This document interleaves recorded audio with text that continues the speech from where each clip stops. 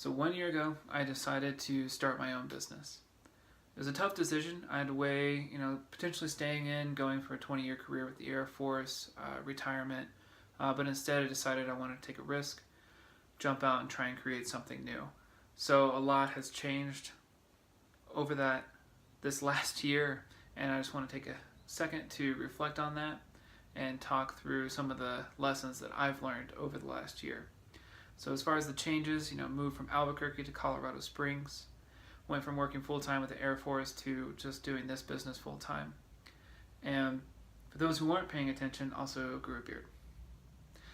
In all seriousness, some of the lessons that I learned, the toughest lessons I had to learn over the last year is how to take rejection. I've never been told no so many times in my life, and part of that was just changing different environments. So getting out there, hustling, asking people, and it's really been the way to get past that for me has been to learn from it, because there's three things. One, you're not talking to the right customer. Two, the timing isn't right, and a lot of my customers' conversations have started and formed over months. Or three, it's your presentation. So I try to always take something back from those experiences.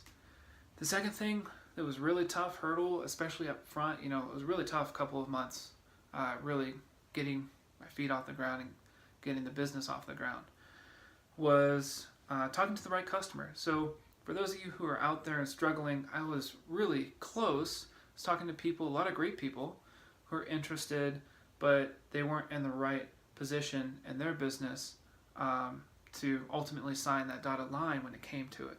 So that was a really tough lesson to learn, to make sure and start talking to the right people and forming the right relationships and making the best use of my time. So for those of you who are out there thinking about it, my biggest suggestion, thinking about starting their own company, my suggestion is, just go for it. You could always have an excuse. There are a million excuses. You need to get more experience. You need to go and work in this industry. But the reality is you just need to get out there and try it. And more so than just sitting and writing a 30-page business plan. Those are good to help you think around problems.